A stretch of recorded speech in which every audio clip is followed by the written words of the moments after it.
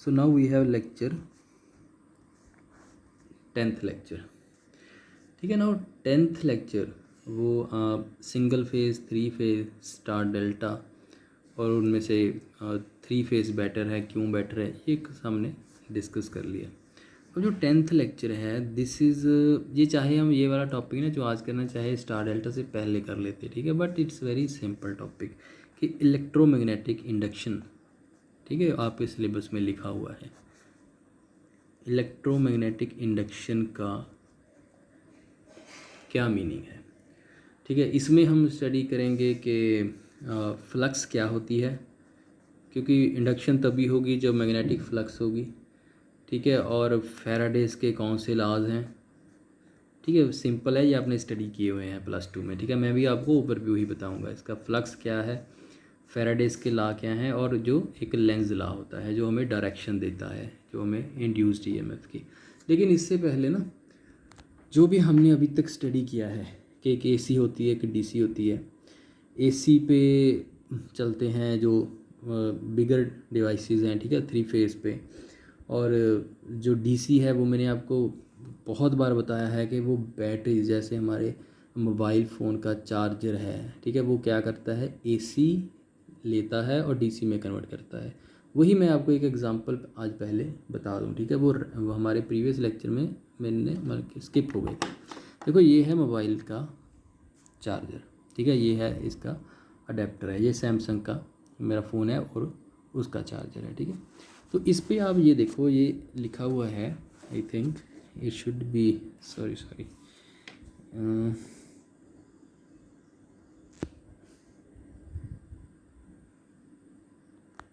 बहुत ही ज़्यादा स्मॉल में लिखा हुआ है, तो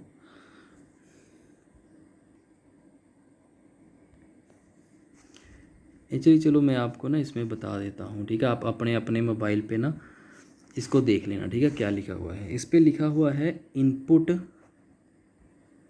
जो मैंने आपको बतानी है, ठीक है, वो मैं यहीं से देख के लिख रहा हूँ, ये सेम चीज़ इस पे लिखा है। इनपुट 100 से 240 volt with 50 to 60 hertz supply and 0.5 ampere current, and output लिखी हुई है 9 वोल्ट 1.67 एम्पियर, ठीक है। ये इस पे लिखा हुआ है जो मैंने आपको बताना था। देखो इसको क्या है, इसको आप प्लग करोगे अपने सॉकेट में, ठीक है। वहाँ से सॉकेट पे क्या कौन सी आ रही है, हमारे घरों में एसी सप्लाई आती है, तो वो उसकी इनपुट है। मैंने आपको बताया था कि 220 वोल्ट, वो भी फ्लक्चुएटिंग आती है ना, तो ये इनपुट लेगा 100 वोल्ट से 240 वोल्ट की इसे इनपुट मिलनी चाहिए एट 50 हर्ट्ज सप्लाई, एंड इतना करंट ये ड्रा करता है। अब हमारे मोबाइल फ़ोन है जो वो चार्ज होते हैं डीसी पे, तो ये बेसिकली क्या है, ये एसी टू डीसी कन्वर्टर है, ठीक है। सो इनपुट इसने ये ली और आउटपुट ये एसी है, और ये हमारे पास क्या है, डीसी है। 9 वोल्ट की डीसी इतना करंट जनरेट करती है, ये सप्लाई कर देगा इस वायर को, और ये वायर हमारे मोबाइल फ़ोन के साथ कनेक्टेड है और उसकी बैटरी को वो चार्ज करेगी, ठीक है। तुसी एक चीज़ देखना, देखो अगर तुहाडे कोले घर दे विच 3-4 फोन्स हैगे ने, ਜਿਹੜੇ फ़ोन ਦੀ ਇਹ आउटपुट करंट और ਜਿਹੜੇ अडेप्टर ਦਾ, ਜਿਹੜੇ फ़ोन ਦੇ चार्जर ਦਾ ਇਹ करंट ज़्यादा होएगा ना, वो फास्ट चार्जिंग होएगी। आप आजकल देखते हैं ना कि फास्ट चार्जिंग स्पेसिफिकेशन लिखी होती है फ़ोन्स की, वो यही है कि इसका जो अडेप्टर है वो इतना करंट प्रोड्यूस कर रहा है, जितना करंट ज़्यादा होएगा उन्नी चार्जिंग जल्दी होगी। मैं तुहानूं पहलां ही दस्सिया कि वोल्टेज अप्लाई करनी है, करंट ने काम करना हैगा। ਜਿਹੜੇ साडी डिवाइसिस ने वो चलाने किहने ने, वो करंट ने चलाने ने, ठीक है।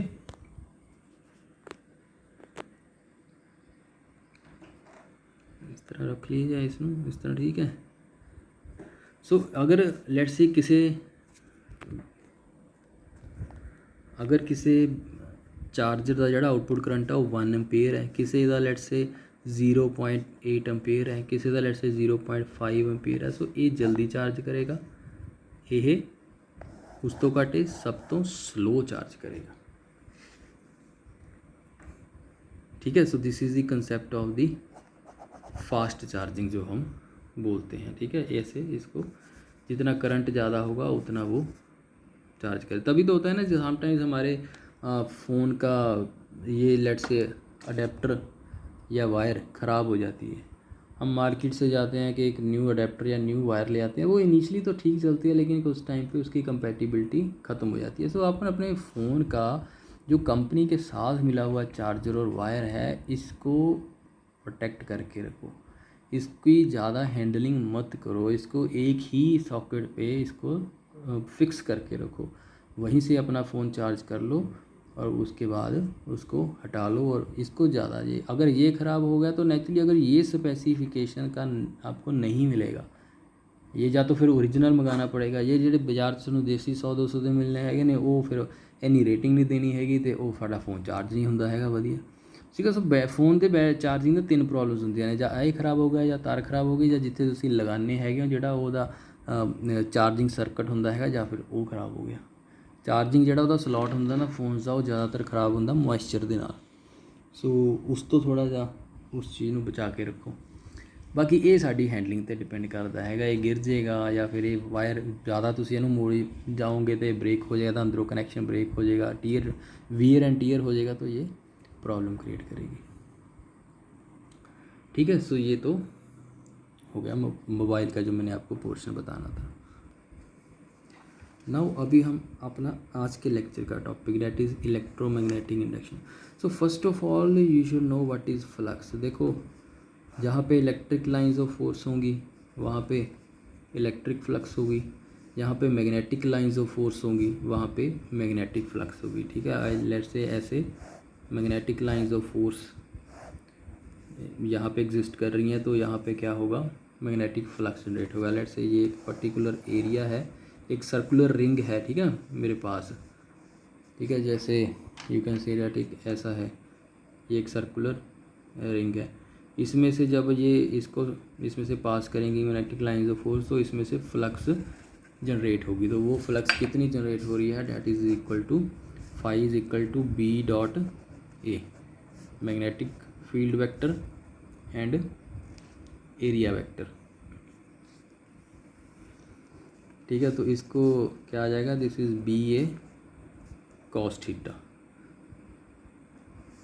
ठीक है। ये इसका फॉर्मूला हो गया मैग्नेटिक। इसके वैसे इसका जो एरिया वेक्टर है उसको हम ऐसे लिख देते हैं।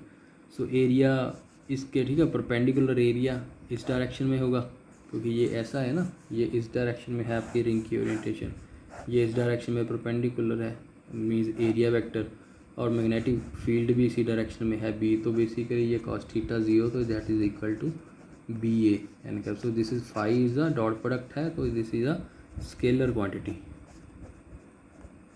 It is a scalar quantity and means जहाँ पे मैग्नेटिक लाइंस ऑफ फोर्स हैं वहाँ पे मैग्नेटिक फ्लक्स जनरेट होगी। ठीक है। I think this is clear to you. तो इसको इसके जो यूनिट्स हैं, एसआई यूनिट है इसका वेबर और सीजीएस यूनिट है इसका maxwell, and 1 weber is equal to 10⁸ maxwell. ठीक है। तो ये तो हो गई फ्लक्स। अब होता है कि इलेक्ट्रोमैग्नेटिक इंडक्शन का क्या मीनिंग होता है।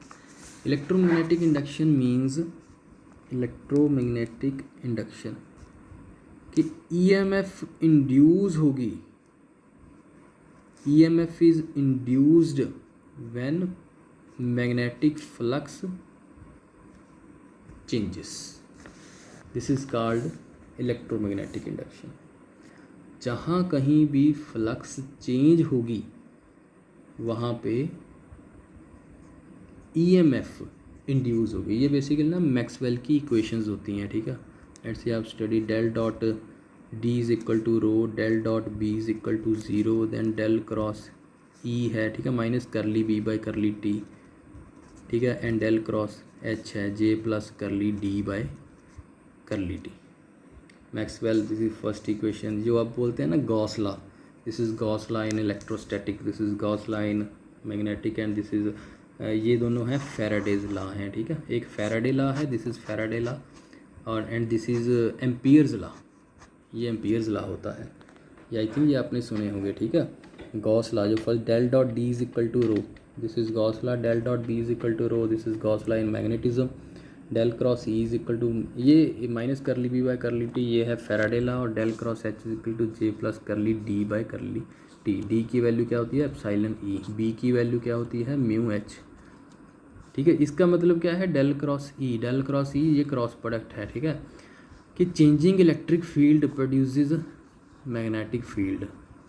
सिमिलरली ये क्या है चेंजिंग, और इसको ऐसे भी आप इंटरप्रेट कर सकते हो, changing magnetic field produces electric field. यहाँ पे क्या है changing electric field produces magnetic field. ठीक है, ये ही बेसिकली क्या है इलेक्ट्रोमैग्नेटिक इंडक्शन है। इलेक्ट्रोमैग्नेटिक इंडक्शन का मीनिंग क्या है कि changing magnetic field produces electric field और पोटेंशियल ईएमएफ। ठीक है, तो ये जो इलेक्ट्रोमैग्नेटिक इंडक्शन है इसके दो लॉज हैं। Very first is Faraday's first law. ठीक है, जो फैराडेज का फर्स्ट लॉ है ये कहता है कि जब भी मैग्नेटिक फ्लक्स चेंज होगी किसी कॉइल में, ठीक है, या किसी भी यू कैन से दैट किसी भी कंपोनेंट में, तो वहाँ पे ईएमएफ इंड्यूस होगी। ठीक है, प्रैक्टिकली हम इसको ऐसी स्टडी करते हैं कि यहाँ पे एक कॉइल है, यहाँ पे आप क्या है गैल्वेनोमीटर कनेक्ट कर दो और इसके पास एक मैग्नेट लेके आओ। This is north, this is south. अगर तो आपने देखो ये मैग्नेट, अब यहाँ की इसकी मैग्नेटिक लाइंस ऑफ फोर्स होंगी ऐसे नॉर्थ से निकलती हैं साउथ की तरफ जाती हैं। अगर तो ये आपने फिक्स कर दिया इस पर, ये यहाँ पे एक कॉइल है और यहाँ पे इसके पास में मैग्नेट रख दिया, तब कोई ईएमएफ प्रोड्यूस नहीं होगी। ईएमएफ तभी प्रोड्यूस होगी जब आप ये फ्लक्स है ये चेंज होगी। एक किसी पॉइंट पे इसको फिक्स कर दिया मीन्स ये चेंज नहीं हो रही है, इसको आप मूव करो, कभी इसके पास ले जाओ कभी इसके दूर ले जाओ इससे। वहाँ जब पास लेके जाओगे तो मैग्नेटिक लाइंस ऑफ फोर्स ज़्यादा इसमें इसको इंटरेक्ट करेंगी, फ्लक्स इंक्रीज़ हो गई। जब इसको दूर लेके जाओगे तो magnetic lines of force degree कम हो गई, मीन्स फ्लक्स डिक्रीज़ हो गई। दोनों ही केस में ईएमएफ इंड्यूस होगी। ठीक है, मीन्स फर्स्ट लॉ ने यही बोला था कि अगर फ्लक्स चेंज होगी, only changing flux not constant flux produces EMF. This is Faraday's first law. और जो सेकंड लॉ था, सेकंड लॉ ने बोला कि कितनी प्रोड्यूस होगी, that is E is directly proportional, induced EMF is directly proportional to rate of change of the flux d phi by d t. किस rate से फ्लक्स चेंज हो रही है। लेट्स से अगर वो फ्लक्स का जो चेंजिंग टाइम है दैट इज़ डी फाई क्या है चेंज इन फ्लक्स, अगर उसका डी टी बहुत कम है, अगर वो बहुत कम समय में चेंज हो रही है तो ईएमएफ ज़्यादा इंड्यूस होगी।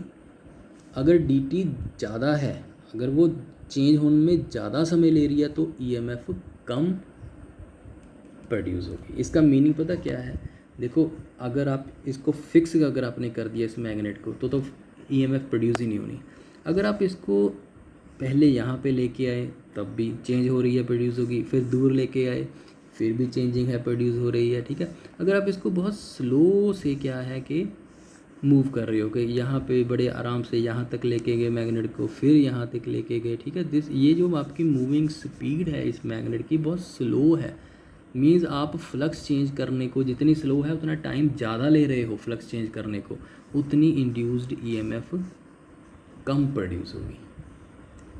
अगर आप इसकी स्पीड, अगर आप इस मैग्नेट को पकड़ के, ठीक है, बहुत स्पीडली अपने हाथ से या किसी भी चीज़ से इसको मूव कर रहे हो तो मीन्स जो इसका टाइम है ना चेंज होने का, पहले फ्लक्स इंक्रीज़ हो गई फिर डिक्रीज़ हो गई, इंक्रीज़ हो गई डिक्रीज़ हो गई, अगर ये बहुत ही ज़्यादा टाइम कम है, इसकी मूवमेंट की स्पीड बहुत ज़्यादा है, अगर टाइम कम है तो ये ईएमएफ ज़्यादा प्रोड्यूस होगी। सो this is the Faraday's second law. ठीक है, Faraday's first law and Faraday's second law. ठीक है, और ये होती हैं मैक्सवेल इक्वेशंस। ठीक है, मैक्सवेल इक्वेशंस कौन सी होती हैं, del dot D is equal to rho, del dot B is equal to zero, del cross E is equal to curly B by curly T, and del cross H is equal to J plus curly D by curly T. This is Gauss law in electrostat, Gauss law in magnetism. This is Faraday's law. Changing magnetic field dB by dt produces electric field E. And यहाँ पे क्या है, changing D is equal to epsilon A, electric field produces magnetic field. जैसे changing ये जो magnetic field produces electric field, वैसे ही changing electric field produces magnetic field, that is called Ampere's law. देखो तभी हमने ना, अब जो मैंने आपको पढ़ाया, ये स्टडी कराया था ना, सिंगल फेस को कैसे जनरेट करते हो, टू फेस सप्लाई को कैसे जनरेट करते हो, थ्री फेस सप्लाई को कैसे जनरेट करते हो. मैंने आपको बताया था ना, यहाँ पे एक कॉयल होती है, इसमें आपने मैग्नेट प्लेस किया हुआ है. मैं आपको तब भी बता रहा था, ये सिंगल फेस का था ना, इसको जब रोटेट करोगे, व्हेन एम इज़ रोटेटेड, तब इसमें एसी सप्लाई प्रोड्यूस होगी. सिमिलरली जब हमारे पास दो कॉइल्स थी ऐसे, उसमें भी क्या था, जब एम को, इस मैग्नेट को इसमें रोटेट करोगे, रोटेट मीन्स जब फ्लक्स को चेंज करोगे, अगर इसमें मैग्नेट आपने प्लेस कर दिया तब कोई ईएमएफ प्रोड्यूस नहीं होती, जब इसको रोटेट करो. सिमिलरली थ्री फेज सप्लाई में, so changing flux produces EMF. ठीक है, this is called Faraday's first law. और कितनी EMF, E is directly proportional to d phi by d t. ठीक है, और एक लास्ट में होता है लेंज लॉ. लेंज लॉ बोलता है कि जो ये ईएमएफ इंड्यूस होती है ई, ये अपोज करती है अपने उस रीज़न को जिसके कारण ये प्रोड्यूस हो रही है. E opposes the cause that produces it. Induced EMF opposes the cause that produces it. EMF जिस कारण से प्रोड्यूस हो रही है वो उसी को अपोज करती है, that is called Lenz law. तभी हम लिखते हैं E is equal to minus d phi by d t. ठीक है, इसका देखो मीनिंग पता क्या है. लेट्स से आपके पास ये कोई भी ना, ये कुछ भी कंपोनेंट है, ठीक है, आप इसके पास क्या लेके आए, मैग्नेट लेके आए. लेट्स से ये नॉर्थ है मैग्नेट का, ये साउथ है. आप इस मैग्नेट की ऐसे डायरेक्शन, इस डायरेक्शन में आपने मूव किया, तो इसमें क्या है, जब इसके आप इसको मूव करोगे तो फ्लक्स चेंज हो रही है, तो इसमें क्या है, ईएमएफ इंड्यूस होगी. अगर ये कौन सा भी ये सर्किट है, अगर ये फुली क्लोज होगा तो इसमें से करंट प्रोड्यूस होगा और वो गैल्वेनोमीटर शो करेगा. तो इसका मीनिंग क्या है कि ये इस डायरेक्शन में आप मूव कर रहे हो ना, इस डायरेक्शन में मूव करने से इसमें ईएमएफ इंड्यूस हो रही है. According to Lenz law it will this, इसमें ईएमएफ इंड्यूस हो रही है ना, ये अपने उस कॉज को अपोज करेगा जिसके कारण ये मूव हो रही है. इट मीन्स ये मैग्नेट इसकी तरफ आ रहा है ना, ये इसको अपोज करेगा कि मेरी तरफ ना आ तो ये क्या करेगा, अपने यहाँ पे नॉर्थ पोल डेवलप कर लेगा. Because like poles repel each other. ये यहाँ पे नॉर्थ पोल आने से इसको, ये जो कॉज है ना, यही इसका नेड़े आना ही रीज़न है कि इसमें ईएमएफ इंड्यूस हो रही है, तो ये इसको रिपेल करेगा. और जो करंट की डायरेक्शन है वो ऐसे फ्लो करेगी, क्योंकि ये इस तरफ आ रहा है, करंट इसको अपोज करेगा. ठीक है, तो ये है लेंज लॉ का एक सिंपल सा मीनिंग. जब भी हम मैग्नेट को, अब आप देखते होते हैं ना कि आप आयरन के पास मैग्नेट लेके जाओ, वो उसको या अट्रैक्ट करता है या वो करता है. ठीक है, और वो क्या है कि जब भी आप मैग्नेट को किसी चीज़ के पास लेके जाते हो वो उसको मैग्नेटाइज कर देता है. ये भी अभी क्या है, इस मैग्नेट जब आप इसके पास लेके आए तो इसको ये मैग्नेटाइज कर दिया इसने. अब इसको लेट से आप इसको दूर ले जाओ, यही मैग्नेट है, ऐसे दिस इज नॉर्थ साउथ. अब यही एक कोई कंपोनेंट है, आप इससे इसको दूर ले जाओ, तो अभी दूर लेके जाने से भी यहाँ पे फ्लक्स चेंज हो रही है, मीन्स इसकी विसिनिटी में ही रहे वो. ठीक है, तो उसके कारण ये क्या है, इसमें ईएमएफ इंड्यूस कर रहा है, तो ये उसको अपोज करेगा कि अगर तू भाई दूर जा रहा है तो मेरे में ईएमएफ प्रोड्यूस हो रही है, तो मेरे नज़दीक है, तो ये यहाँ पे साउथ पोल डेवलप कर लेगा. और ये इस डायरेक्शन में जा रहा है तो ये करंट इसमें नहीं जाएगा, ये करंट इस डायरेक्शन में जाएगा. ठीक है, तो इन दिस वे कि जो लेंज लॉ का जो स्टेटमेंट है, दैट इज के induced EMF opposes the cause that produces it. जिस रीज़न से अगर यहाँ पे आ रहा है तो ये बेसिकली इसमें से फ्लक्स है ना, अगर इसके नज़दीक आता जाएगा तो ये फ्लक्स इसको ज़्यादा टच करती जाएंगी, अगर ये इससे दूर जाता जाएगा तो फ्लक्स इससे कम टच करती जाएंगी, मीन्स फ्लक्स चेंज होती जाएगी. और चेंज होने के कारण उसमें क्या है, इंड्यूस्ड ईएमएफ है, और इंड्यूस्ड ईएमएफ अपने आप को अपोज करेगी. That's E is equal to minus dy/dt। अगर n नंबर ऑफ टर्म्स हो तो हम इसको n dy/dt लिख देते हैं। अगर इस लेट से अगर ये कॉइल है उसमें n नंबर ऑफ टर्म्स हैं, ठीक है। सो this is the lecture number 20। इसके साथ ही आपको जो सेक्शन 1 का जो फर्स्ट पैराग्राफ है वो आपका कंप्लीट हो गया है, ठीक है। सो पहले तो मैंने आपको उसकी स्पेसिफिकेशन, आप कोई भी देखो अडेप्टर लो या कोई भी ऐसा कोई चार्जिंग लो, जैसे मैंने आपको इसको शो किया है, ठीक है, उसकी स्पेसिफिकेशंस रीड करो, उसमें आपको बता देगा। अब बल्ब ले लो, बल्ब पे लिखा होगा कि ये इनपुट इतनी ले रहा है, आउटपुट इतनी दे रहा है और इतने वाट की पावर कंज्यूम कर रहा है, वहाँ से आपको पता चल। मीन्स अभी आप किसी भी कंपोनेंट को लेके उसकी स्पेसिफिकेशंस को चेक कर सकते हो, उसको रिलेट कर सकते हो अपनी इस स्टडी से। उसके बाद क्या है कि फ्लक्स क्या होती है, ठीक है। फाई = VA cos थीटा, इसके यूनिट्स हैं, वेबर है, मैक्सवेल है, ठीक है। उसके बाद इलेक्ट्रोमैग्नेटिक इंडक्शन का क्या मीनिंग है, कैसे EMF इंड्यूस होती है, चेंजिंग फ्लक्स से EMF इंड्यूस होती है, ठीक है। वो फैराडे फर्स्ट लॉ ने बोला, कितनी होती है वो फैराडे सेकंड लॉ ने बोला, और उसका इफेक्ट क्या होता है वो लेंज लॉ ने बोला। और एक और होता है कि ये जो इलेक्ट्रोमैग्नेटिक इंडक्शन है और जो फैराडेज लॉ है, ये they follow law of conservation of energy. Means energy होता है ना, energy can neither be created nor be destroyed और it can be converted from one form to another. तो यहाँ पे भी क्या है, जो मैग्नेटिक एनर्जी है वो इलेक्ट्रिक एनर्जी में कन्वर्ट हो रही है, और जो आपकी मूवमेंट से काइनेटिक एनर्जी है वो मीन्स ऐसा नहीं है कि हम यहाँ पे कोई एनर्जी, इलेक्ट्रिकल एनर्जी अलग से जनरेट कर रहे हैं, इसकी एनर्जी इसमें कन्वर्ट हो रही है।